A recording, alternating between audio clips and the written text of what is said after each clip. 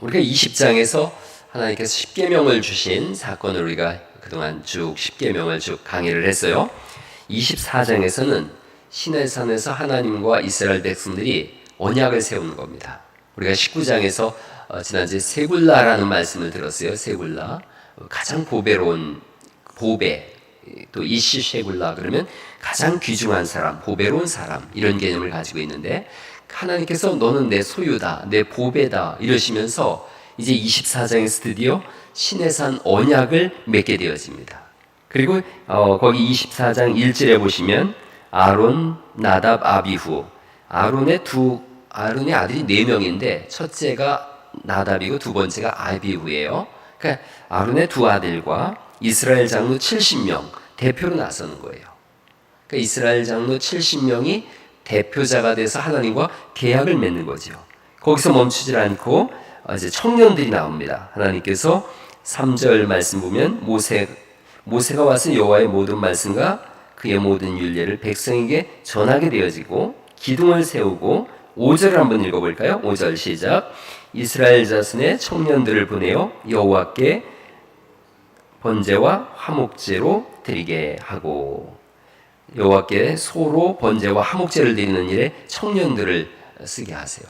그러니까 70명의 장로, 청년, 그리고 그들이 대표가 되어져서 하나님과 계약을 맺게 되어지는 거예요. 그러니까 하나님께서는 장로 그러면 이제 그 모임 중에 어른들을 말해요. 오늘날 장로님 그런 개념이 아니라 그 모임 중에 어른들 70명을 대표자로 세웠는데 별도로 청년들을 세워요. 이 청년들이 다음 세대인 거예요. 그래서 신앙이 다음 세대로 흘러가고 유전돼야 됨을 하나님께서 가장 중요시 여기는 거죠. 교회 안에서도 가장 중요한 사람들이 누구냐? 다 중요하죠. 안 중요한 사람이 어디가 있겠어요? 그럼에도 불구하고 교회의 허리 역할을 하고 다음 세대를 이끌어갈 수 있는 다리 역할을 하는 사람들, 그들이 청년입니다. 장년과 노년은 존경하고 존중해야 돼요. 그리고 청년들은 훈련받아야 된다는 거죠. 그러니까 여러분들이 여기 보니까 장년과 노년들이 나와서 예배를 해요. 그러나 이 수요 예배도 청년들이 나와야 되는 거예요. 청년들이 나와서 말씀을 붙잡고 씨름하고 말씀 공부를 해야 되는 거죠. 가만히 보면 여러분이 더 피곤하겠어요? 청년들이 더 피곤하겠어요? 여러분이 훨씬 더 피곤해요. 청년들은 여러분보다 덜 피곤함에도 불구하고 이 시간을 못 나와요. 머릿속에 수요예배는 어른들이나 하는 거지 이런 개념들이 박혀 있어서 그런 거예요. 그렇지가 않아요. 수요예배에 정말로 더 필요한 사람들이 누군가, 다음 세대를 이끌어갈 사람들. 그래서 성경을 열심히 연구하고 공부하고 예배를 드리고 나서 궁금한 것이 있으면 목사님 이게 뭔 뜻이에요? 알아가야 되는 사람들. 그들이 청년인 거예요. 여러 어른들은 궁금해도 잘 안 물어보더라고요. 궁금해도 물어봐서 뭐 하겠어? 그럼 안 물어봐요. 그래서 청년들은 그렇게 하면 안 돼요. 청년들은 자꾸 물어봐야 돼요. 이 성경이 무슨 뜻이에요? 물어봐야 돼요. 나인성의 과부의 아들이 죽었을 때 예수님께서 그 관에 손을 얹고 하신 말씀이 되게 중요한 말씀이에요. 청년아 일어나라, 이렇게 말씀하세요. 지금이야말로 청년들이 일어나야 되는 때인 거죠. 여러분 집에 가셔서 아니면 주일날 교회 청년들 만났을 때 아들 갖고 딸 갖고 그렇지 않습니까? 붙잡고 얘기들 하세요. 야, 수요예배 나와라. 수요예배 나와서 예배해야 된다. 너희들이 우리의 희망인데, 다음 세대 우리의 소망인데 너희들이 수요예배 때 안 보이면 어떡하냐. 청년들이 별 얘기 다 할 거예요. 항전직 분자들도 안 보이던데요. 항전직 분자를 생각하지 말고 너를 생각해라. 그렇게 해야 돼요. 여러분 우리가 예배하면서 누가 안 보이네 저는 그런 관심 없어요. 나와 있는 사람한테 관심 있어요. 그러나 애석한 마음은 청년들이 없을 때 애석해요. 우리 교회가 젊은 교회라 그래요. 항상 젊겠어요? 세월 가면 젊은 사람도 나이 드는 노년 되어지죠. 근데 젊을 때 하나님 말씀에 천착되어지지 못하고 말씀을 깊이 연구하지 못하면 다음 세대로 신앙이 흘러갈 수가 없고, 흘러가도 전혀 성경이 뭔 뜻인지 모르고 흘러가게 되어져요. 제가 주일날이나 수요일날 자꾸 성경을 강의하고 열심히 찾아 읽는 이유가 우리 세대를 위함이 아니라, 우리 세대도 위함이지만 다음 세대에 성경이 좀 분명하게 그들에게 전달되어져야 되지 않겠는가. 성경이 그냥 눈감 땡감으로 이렇게 버리면 이 하나의 종교밖에 되지 않고 이 말씀이 살아서 역사하는 말씀이 될 수 없더라는 거죠. 그러니까 여러분 주일날 만났을 때 청년들 붙잡고 얘기하세요. 학생들 붙잡고 얘기하세요. 야, 수요일날 난 네가 꼭 나왔으면 좋겠다. 목사가 그렇게 얘기하면 사람들은 목사님 당연히 그렇게 얘기하는 거지 이 생각을 하는데, 여러분이 붙잡고 진지하게 얘기하세요. 다음 세대 주연들이 너희들이다. 그리고 지금의 주인공도 너희들인데 수요일날 안 보이니까 애석하다. 오늘 이 중요한 계약에 세상에 지금 뭐 30 몇 살 된 사람도 제1야당의 대표를 하는 그런 시대인데요. 근데 70인의 장로 그리고 끝날 줄 알았더니 하나님께서 청년들을 불러라. 청년들에게 복음이 증거되어지지 않겠냐, 말씀이 전달되어지지 않겠냐, 이렇게 되어지는 거예요. 자, 그들이 다 모였어요. 대표들이 모였어요. 그리고 이제 7절이 이렇게 되어집니다. 언약서를 가져다가 백성에게 낭독하여 듣게 하니 그들이 이르되 여호와의 모든 말씀을 우리가 준행하리이다. 고백하는 거예요. 신앙을 고백하는 거예요. 하나님 말씀이 울려 퍼졌더니 듣고 끝나는 게 아니라 그대로 우리가 준행하겠습니다. 이렇게 되어집니다. 여러분 1절부터 11절 말씀이 구성이 이렇게 되어져요. 1절, 2절은 모세가 산에 올라가서 하나님의 말씀을 듣고 내려오는 게 1절, 2절이에요. 3절부터 8절 말씀까지는 70인의 장로와 청년들을 불러서 하나님께서 시내산으로 올라오라고 하신다. 그 말씀이 3절부터 8절이에요. 그리고 9절부터 11절 말씀은 거기 올라갔어요. 올라갔더니 주님께서 70인의 장로와 청년들은 멀찍이 서 있으라 그러고 모세만 가까이 와라. 산 위에서 계약이 드디어 체결되어지는 거예요. 1절, 2절은 중보자, 중재자 모세에게만 말씀하는 거죠. 거기 다시 한번 읽어볼게요. 또 모세에게 이르시되 너는 아론과 나답과 아비후와 이스라엘 장로 70명과 함께 여호와께로 올라와 멀리서 경배하고 너 모세만 여호와께 가까이 나와라. 이렇게 말씀하세요. 여기에 아론의 두 아들 나답과 아비후는 여러분 기억 속에 뭔가 불에 타서 죽은 사람이 있는데 그 사람들이에요. 레위기 10장에서 하나님께서 허락하신 불이 있어요. 하나님 내리신 불이 있는데 그 불을 꺼뜨리지 말라 그러거든요. 그래서 그 불로다가 매번 그 지성소에 불을 밝히는 거예요. 성수와 지성소에. 그런데 나답과 아비후가 다른 불을 가져다가 성수에 불을 밝혀요. 그러자 하나님께서 그들을 죽이십니다. 쳐서. 다른 불은 인본주의의 상징이에요. 그리고 불순종한 거예요. 나답과 아비후가 죽었을 때 바로 이어지는 말씀이 해막에 들어갈 때 포도주나 독주를 마시지 말라라고 하나님 말씀하시거든요. 그 배경을 쭉 살펴보면 나답과 아비후는 다른 불만 가지고 들어간 것이 아니고 다른 불 내지 말라고 하는 그 말씀만 어긴 것도 아니고 술과 포도주, 독주를 마신 거예요. 그게 여러 가지 죄를 진 거예요. 다른 불을 갖다 드리고 말씀을 어기고 술에 취해서 성막에 들어간 거예요. 경건성을 잃어버린 거죠. 그래서 죽었어요. 모세만 가까이 오라 그래요. 모세는 예수님의 그림자예요. 이걸 예표론이라 그래요. 한번 해보시겠어요? 예표론. 예, 미리 예자에다가 표시할 표자예요. 미리 표시된 사람. 그러니까 예수님의 그림자로 미리 표시된 사람, 그가 모세예요. 그러니까 모세를 통해서 예수님을 보여주려고 그림자로 보내준 거예요. 예수님이 실체가 오셨거든요. 근데 모세만 가까이 오라라는 말씀은 먼 훗날 하나님께 나아갈 수 있는 유일한 분이 예수 그리스도구나. 그래서 그 예수님을 통해서 이제 한번 그림을 생각해 보시면 모세가 산 위에서 하나님 말씀을 가지고 밑으로 내려와요. 그래서 이스라엘의 장로를 데리고서 다시 산 위로 올라간단 말이에요. 모세가 예수님의 대표자, 예표라면, 그림자라면 또 70인의 장로가 오늘날 예수 믿는 사람들의 그림자라면 예수님이 이 땅에 오셔서 우리를 데리고 하나님 나라로 올라가는 그 그림인 거예요.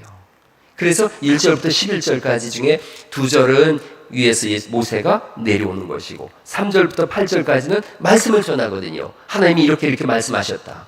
예수님이 이 땅에 오셔서 처음부터 끝까지 하나님 나라에 대한 말씀을 하셨다 그랬지 않습니까? 그리고 모세가 백성들을 데리고 시내산 올라가듯이 우리가 그리스도 예수님과 함께 영원한 하나님 나라로 올라가게 되는 줄 믿습니다. 그 그림이 여기에 쭉 있는 거예요. 내려오는 모세. 그래서 모세는 중재자예요. 하늘과 땅이 만나는 거예요, 지금. 시내산은 하늘의 상징을, 하늘의 개념을 가지고 있어요. 그리고 그 하늘과 땅이 지금 중재자 모세를 통해서 내려와서 만나게 되어져요. 여러분 3절을 한번 보실까요? 3절 모세가 와서 여호와의 모든 말씀과 그의 모든 율례를 백성에게 전하매 그들이 한 소리로 응답하여 이르되 여호와께서 말씀하신 모든 것을 우리가 준행하리이다. 이렇게 말씀하고 있거든요. 자, 그런 상황 속에서 이제 12기둥을 세워요. 12기둥은 12지파를 상징하는 거예요. 거기에 청년들이 번제와 화목제를 드리는 내용이 5절에 있는 말씀입니다. 4절은 12기둥을 세우고 5절은 청년들을 보내서 번제와 화목제를 드리게 했다. 이렇게 말씀하세요. 번제라고 하는 것은 소를 태워요. 태워서 연기가 위로 올라가는 거예요. 근데 정말 재밌는 건 히브리어로다가 번제라는 말씀이 올라라 그래요. 올라간다. 그래서 올라라는 그 말씀과 똑같이 써 있어요. 번제할 때 번자가 태울 번자예요. 그래서 어릴 때 여러분 학교 다닐 때 거부가 머리를 내어라. 아니곤 내면은 구워서 먹으리. 구지가 외웠잖아요. 그럴 때 구워서 먹는다를 그게 번자기 끼게 하라 이런 말이에요. 끼자가 먹을 끼자예요. 근데 번이 구울 번자예요. 태울 번자예요. 영어로 태우다도 번이에요. 정말 이런 단어를 보면 되게 신기해요. 또 어쨌든 번제는 태우는 거예요. 하나님 앞에 소를 다 태워서 그 연기가 올라가요. 올라갈 때 구약적 개념에서는 내 혼도 함께 올라가서 하나님께 상달한다. 이런 개념을 가지고 있어요. 그리고 화목제를 드려요. 그런데 이제 거기 그 다음에 이렇게 되어 있습니다. 6절에 드리게 하는데 그 소를 어떻게 하냐면 모세가 피를 가지고 반은 여러 양푼에 담고 반은 제단에 뿌리고 언약서를 가져다가 백성에게 낭독하여 듣게 하니 그들이 이르되 여호와의 모든 말씀을 우리가 준행하리이다. 그랬더니 8절 말씀 읽어볼까요? 8절 시작. 모세가 그 피를 가지고 백성에게 뿌리며 이르되 이는 여호와께서 이 모든 말씀에 대하여 너희와 세우신 언약의 피. 이렇게 말씀하세요. 피를 뿌려요. 피를 하나님께도 절반은 갖다가 그 성막에 벗어 뿌리고요. 나머지 절반은 백성에게 피를 뿌려요. 피는 생명을 상징합니다. 그래서 하나님께도 뿌리고 백성에게도 뿌렸다는 것은 하나님과 이 백성들이 이제 피로 하나가 됐다는 거예요. 이게 피 뿌림의 의식이에요. 이것도 역시 그림자죠. 동물의 피지만 이것은 그림자예요. 실체는 그리스도 예수님이시죠. 모세가 예수님으로 대체되듯이 이 짐승의 피도 예수 그리스도의 보배로운 피로 대체가 되어져요. 그래서 예수님의 피로 인하여 우리가 하나님과 하나로 연결되어졌다. 생명이 연결되어졌다는 거죠. 베드로전서 1장 2절에 있는 말씀을 제가 읽어볼게요. 하나님 아버지의 미리 하심을 따라 성령의 거룩하게 하심으로 순종함과 예수 그리스도의 피뿌림을 얻기 위하여 택하심을 받은 자들에게 편지하노니. 그러니까 우리를 보고 뭐라고 말씀하냐면 예수 그리스도의 피뿌림을 얻기 위하여 하나님이 택한 백성이라고 말씀하세요. 그렇게 피뿌림을 얻은 우리에게 은혜와 평강이 더욱 많을지어다 이렇게 말씀하고 있거든요. 히브리서 9장에는 율법을 따라 거의 모든 물건이 피로써 정결하게 되나니 그 다음에 이렇게 돼 있어요. 피 흘림이 없은즉 사함이 없느니라. 예수님의 피 흘리심을 통해서 그 피뿌림을 우리가 받았더니 하나님 안에서 은혜와 평강이 우리를 지배하게 됐다는 거죠. 은혜와 평강이라는 건 하나님의 자녀들에게 주시는 그 선물이에요. 똑같은 말씀이 레위기서 17장 11절에 있어요. 육체의 생명은 피에 있음이라 내가 이 피를 너희에게 주어 제단에 뿌려 너희 생명을 속죄하게 하였나니 생명이 피에 있으므로 피가 속죄하느니라. 그러니까 그들에게 피를 뿌렸어요. 하나님의 성막에도 이렇게 그 성수와 지성수 사이를 커튼이 가로막고 있는데 거기다 이렇게 피를 뿌려요. 그리고 이스라엘 백성들에게도 피를 뿌려요. 피를 뿌리는 방법도 그 제사장들은 구체적으로 이렇게 배워요. 이렇게 손으로다가 찍어서 이렇게 탁 튕겨요. 이렇게 탁 튕기는 그런 피 뿌림이 이렇게 확 붓는 게 아니라 이렇게 피를 뿌리면서 생명으로 연결되어져 있다. 오늘날 그리스도의 보배로운 피가 우리를 하나님과 우리 사이를 묶어놓은 줄 믿습니다. 그래서 우리는 하나님과 생명으로 연결되어져 있는 사람이에요. 예수님들 그렇게 말씀하세요. 내가 내 안에, 내가 내 안에, 우리가 하나님 안에. 그게 보배로운 피의 역사예요. 그러니까 그 피에서, 그리스도의 보배로운 피에서 우리를 다른 어떤 상황도 우리를 무너뜨릴 수 없다는 거죠. 생명을 걸고 우리를 살리신 거죠. 그래서 이렇게 그리스도의 보배로운 피가 우리를 덮었어요. 그게 번제와 화목제의 개념 속에 들어있어요. 화목제는 하나님 앞에 드리는 감사제예요. 이스라엘의 제사가 5개 있어요. 번제, 소제, 화목제, 속죄제, 속건제, 이렇게 5개가 있어요. 그 중에서 화목제는 3가지로 구분이 되어져요. 하나님께서 우리를 구원하셨습니다 라고 하는 감사의 예물이 감사제예요. 우리가 매주일 감사헌금을 드리지 않습니까? 또 하나님 앞에 서원한 것이 있을 때 하나님, 내가 이렇게 하나님 앞에서 이 일을 반드시 하겠습니다라는 서원의 서원제가 있어요. 그리고 하나님 앞에 뭔가 드리고 싶은 간절한 마음들이 있어요. 그게 자원제라 그래요. 감사제, 서원제, 자원제. 그러니까 그런 게 신앙의 성장과 성숙이에요. 제가 저번 주에도 그런 설교했어요. 사랑하면 주고 싶어요. 사랑하면 뭔가 막 드리고 싶어요. 그런 건 거예요. 교회 안에서 헌금을 하라 마라 이런 것들은 가르쳐야지 되죠. 헌금을 이렇게 하는 겁니다라는 가르치는 것은 되게 중요해요. 그러나 그 다음은 신앙의 성장과 성숙이에요. 신앙이 성장하면 왠지 드리고 싶어요. 하나님께 뭘 드릴까? 이 생각을 하는 거죠. 이들이 하나님이 구원하심, 이집트에서 건져내심을 다 눈여겨봤어요. 광야길을 걸어가고 있어요. 그러면서 정말 보도 듣도 못한 일을 경험했거든요. 낮에는 구름 기둥이 덮이고 밤엔 불 기둥이 덮여요. 날마다 만나가 주어져요. 하나님께 너무 감사한 거예요. 그래서 광야에서, 세상에 아무것도 없는 광야에서 뭘 하나님께 드릴까? 이 생각을 하고 있는 거예요. 그게 신앙이에요. 자, 그렇게 이제 그 화목제를 하나님 앞에 드리면, 화목제는 되게 중요한 의미를 가지고 있어요. 절반은 기름이나 이런 것들은 하나님께 불로 태워서 드려요. 그리고 그 소의 뒷다리는, 왜 뒷다리를 주라 그랬는지 모르겠는데, 뒷다리는 제사장한테 줘서 제사장들이 먹게 해요. 그 나머지는 그 드린 사람이 그날과, 경우에 따라 다른데 그날과 그 다음 날까지 다 소진을 해야 돼요. 근데 여러분, 소 한 마리 잡았다고 생각해 보세요.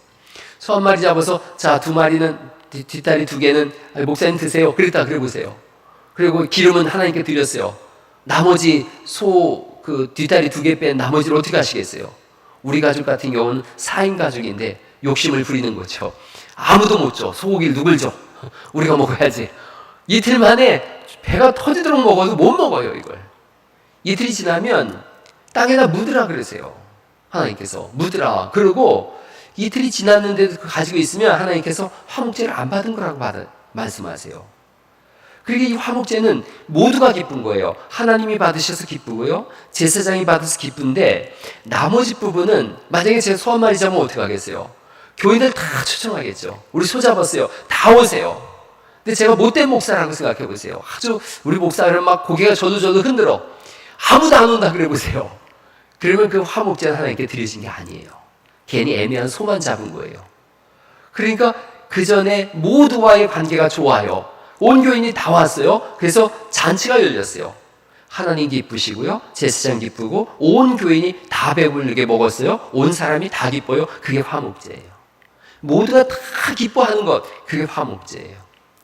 코로나 끝나면 제가 그렇게 하려고 그래요. 장로님들하고 상의해서 돼지 한 마리 잡으려고 그래요. 그래서 동네 잔치 하려고 그래요. 동네 잔치. 코로나 끝났다, 동네 잔치 합시다. 그래서 다 불러가지고 먹으려고 그래요. 화목제가 되게 중요해요. 9절에서 11절까지 보면, 화목제는 제가 좀 이따가 마지막에 말씀드릴 거예요. 9절에서 11절 보면은 모세와 장로님들이 올라갔어요.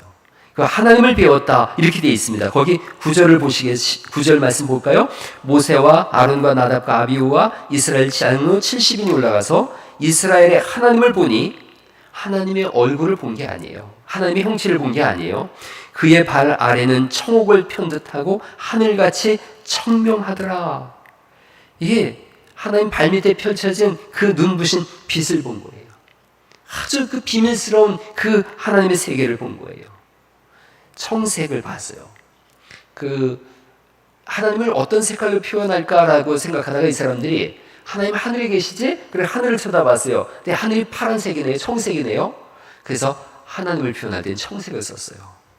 이스라엘의 그 성막에 들어가는 기명들이 있죠. 그릇들은 전부 다 청색 보자기를 쌌어요. 청색 보자기를 싼 이유는 이 누구 거라는 거예요? 하나님 거라는 거예요. 그래서 이스라엘 제사장들도 옷에 이렇게 청색 띠를 맸어요. 내가 하나님의 사람입니다. 이런 건 거예요. 자, 하늘과 땅이 만난 그곳에서 하나님의 영광을 바라보고 있어요. 거기서 하나님이 이렇게 선포하세요. 11절이 되게 중요해요. 11절 말씀 같이 한번 읽어볼까요? 시작. 하나님이 이스라엘 자손들의 존귀한 자들에게 손을 대지 아니하셨고 그들은 하나님을 뵙고 먹고 마셨더라. 이렇게 돼 있어요. 먹고 마셨더라. 아까 제가 화목제에 대한 말씀을 드렸잖아요. 화목제는 다 먹는 거라고. 다 와서 기쁘게 먹는 거예요. 하나님께서 그 이스라엘 백성들을 향해서 존귀한 자라고 표현을 하세요. 이름이 너무 기가 막히잖아요. 노예로 살았던 사람들이걸요. 400년 노예 생활을 했기 때문에 노예의식에 찌들어 있었어요. 그들의 아이덴티티가 정체성이 뭐냐? 노예예요, 노예. 그런데 그 노예들을 향해서 너희는 존귀한 자다. 이 존귀한 자라는 건 이집트의 왕한테 쓰이는 표현이에요.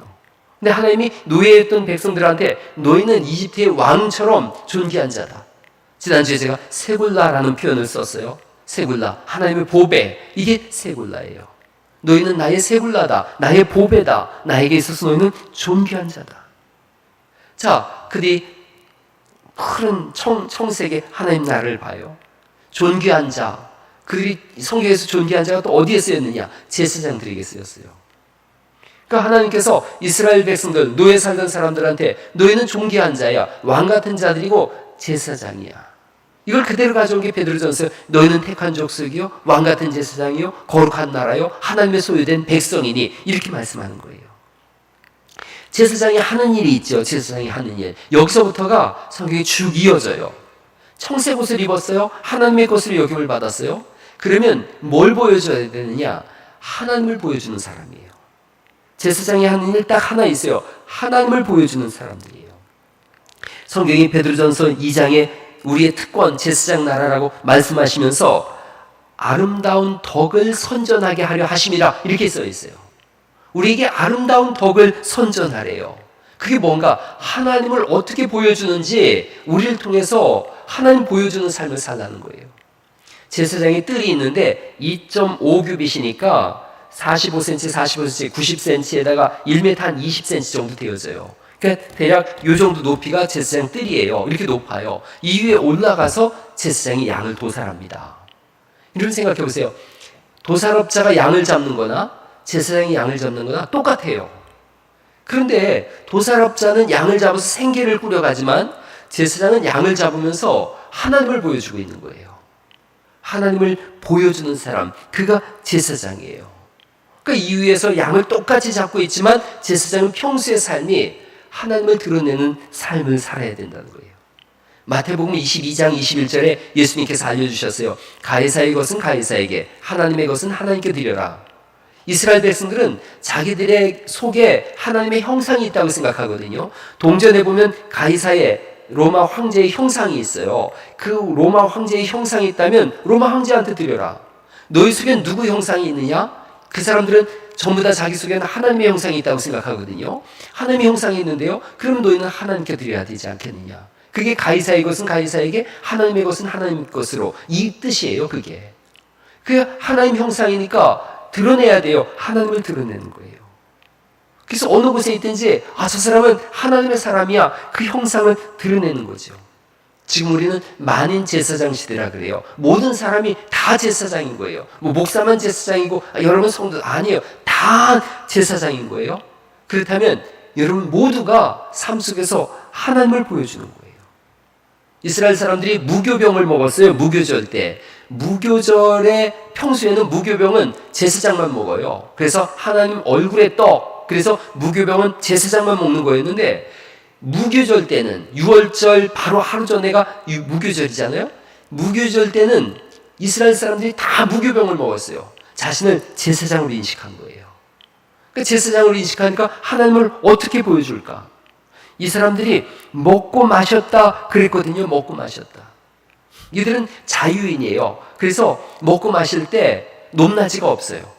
둥글게 앉아서 6월절 만찬을 먹었어요. 둥글게 앉았다는 얘기는 높고 낮음이 없고 끝과 시작이 없는 거예요. 머리와 꼬리가 없는 게 둥근 거예요. 그렇게 앉아서 우리는 동등한 사람들이다.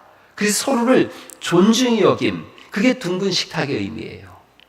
둥근 식탁에 앉아서 높고 낮음이 없고 내가 머리고 네가 꼬리야, 이게 없다. 우리는 다 동등한 사람들로, 하나님께서 존귀한 자라고 말씀하셨으니까 존귀하게 서로를 대해주는 거, 그게 하나님을 보여주는 삶이에요. 우리가 성도라 그러지 않습니까? 신앙의 사람들이에요. 그러면 서로를 향해서 어떻게 대하면 하나님을 보여주는 삶인가? 서로를 존귀하게 대해주는 거예요. 이런 먹고 마셨다 그랬어요. 이 먹고 마신 게 성찬식이에요. 신약으로 오면. 신약에 와서 성찬식에서 이 문제가 고린도전서 10장에서 아주 그냥 박살이 났어요. 무슨 말씀이냐면 고린도전서 10장의 내용이 이런 거예요. 먹고 마시는데 서로 존귀히 여겨야 되잖아요. 고린도 교회가 사색당파가 생겼어요. 바울파, 베드로파, 예수파, 아볼로파, 네 파가 나뉘어졌어요.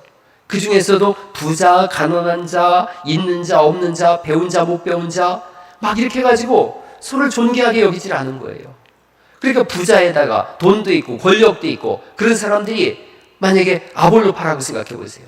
베드로파, 가난하고 없고 못 배우고 아무것도 없는 사람, 베드로파. 이러면 이렇게 두 파로 나누는데 저녁에 성찬을 해야 돼요. 이때는 성만찬이에요. 밥을 먹는 거예요. 애찬이라고도 하죠. 그런데 베드로파 사람들은 지금 일하고 있어요. 노예 생활도 하고 가난하니까 늦게까지 일을 하느라고 애찬에 7시 시작입니다. 못 온 거예요. 아볼로파 사람들, 돈도 있고 잘 먹고 잘 사는 사람들이 먼저 왔어요. 6시 반쯤 와가지고 자기들끼리 놀고 재밌게 지내다가 7시 됐는데 아직 교인들 절반도 안 왔는데 여기 음식이 쫙 깔려 있거든요. 아니 뭐 7시에 먹기로 했으니까 먹어야지, 뭐 언제까지 기다려? 먹기 시작한 거예요. 음식은 손만 대면 쓰레기처럼 되지 않습니까?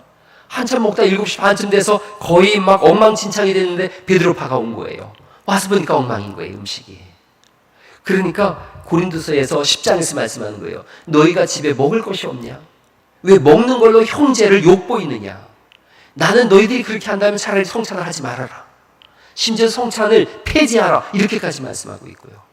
너희가 형제를 욕보이다가 잠든 사람도 있다. 그게 마음에 뭐 껄쩍지근하니까 이 성찬식 하지 마라. 이런 얘기가 아니에요. 성찬식을 어떻게 하느냐? 먹고 마실 때 서로를 존귀히 여기고 존중히 여겨서, 그래서 하나님을 보여줌, 그 성찬이에요. 오늘 나는 동그란 거 입에 하나 쏙 넣어주고 요만한 거 이렇게 한 잔 홀짝 마시니까 이게 성찬인지 막 이렇게 되어지죠.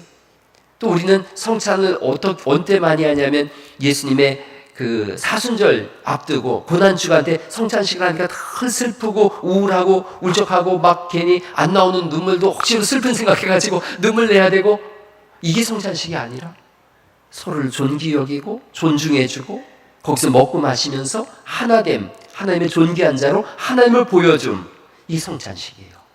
그래서 성찬식은 경건하고 거룩하기도 해야 되고 즐겁고 밝기도 해야 되고, 또 사순절 기간은 그리스도의 십자가를 생각하기도 하고, 그래서 성찬식을 제가 두 가지로 구분해서 늘 생각을 하고 있어요. 고난주간 때 하는 성찬식 때는 뭔가 예수님의 십자가를 생각하고 마냥 밝게만 하지 않고 예수님 십자가 생각하면서 찬송도 하고 눈물도 나지만, 그 외에 성찬식 때는 성찬식 자주 하는 게 좋습니다. 지금 코로나라 못하지만 매달 하는 것도 너무너무 좋은 거예요. 그 외에 성찬식 때는 즐거움인 거예요. 잔치인 거예요. 이스라엘 사람들은 성찬식 할 때 이렇게 비스듬히 누워서 먹어요. 우린 자유인이다, 이런 개념이에요. 그래서 서로의 입에다가 이걸 넣어주는 거예요. 예수님이 유월절 만찬 때 오른쪽에는 아무래도 오른쪽에는 요한이 있었을 거예요. 왼쪽에는 가룟 유다가 있었어요. 요한이 하는 일이 뭐냐? 그 집의 주인이 맨 오른쪽에 있습니다. 그리고 주빈이 그 옆에 있고 그 돕는 사람이 왼쪽에 있어요. 그러니까 요한, 예수님, 가룟 유다. 요한이 예수님의 입에다가 음식을 넣어주는 거예요. 그게 성찬이에요. 형제를 존중해 주는 거예요. 존귀히 여기는 거예요. 그게 오늘 출애굽기 24장에 나와 있어요. 24장에서 모세가 내려와서 사람들을 데리고 올라갔어요. 하나님께서 너희는 존귀한 자다. 그러자 그들이 먹고 마시기 시작했어요. 오늘 본문이 그 말씀을 정확하게 다 써놨어요. 먹고 마셨더라. 하나님을 드러내고 있고 보여주는데 언제 보여주고 언제 드러낼 수 있는가? 먹고 마실 때예요. 인간에게 가장 중요한 거지 않습니까? 먹고 마실 때 하나님을 드러낼 수가 있어요. 이웃을 섬김, 사랑, 이게 이 속에 다 들어있는 거예요. 우리가 7월 31일 날 라면 음악회를 준비하고 있어요. 먹고 마시는 거예요. 그게 형제를 섬기는 우리의 한 표현인 거예요. 우리 교회가 여기 있습니다. 이 교회가 있음으로 인해서 여러분에게 라면이라도 한 봉지 전해드리고 싶습니다. 그게 형제 사랑인 거예요. 존귀히 여기는 거예요. 먹고 마심, 성찬, 광의의 성찬인 거예요. 교회 안에서 성찬식을 하는 건 협의의 성찬이에요. 여러분이 누구를 만나서 섬기고 있다. 넓은 의미의 성찬인 거예요. 우리가 라면 음악회를 하고 있어요. 익사 안에서 우리 교회가 성찬식을 하고 있는 거예요. 그런 개념 속에서 서로를 존귀히 여기시고 또 먹고 마실 때마다 가난한 사람들도 생각하시고 하나님이 여러분 보고 존귀한 자라고 여겼다는 그 표현을 늘 마음속에 드셔서 나는 오늘도 여전히 하나님의 새굴나다라는 것을 기억하시고 승리하는 한 주간 될 수 있기를 예수님 이름으로 축원합니다.